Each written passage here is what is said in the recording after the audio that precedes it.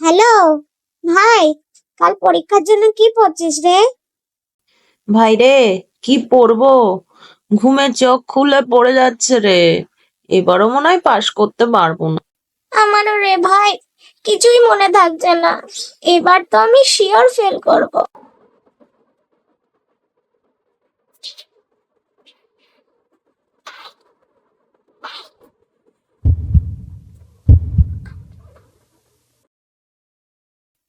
High, পরীক্ষা তো ভালোই দিয়েছিস মনে হয়।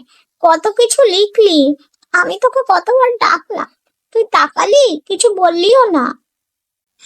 না রে, না রে, ওই তো হাবিজাবি যা মনে এসছে লিখে দিয়েছি। কি করব? সাদা খাতা জমা দেবো? ধ্যাৎ। আমি জানি না আমি পাশ করব কি না। ভালো লাগছে না আমার কিছু। মা আমাকে হেবি মারবে।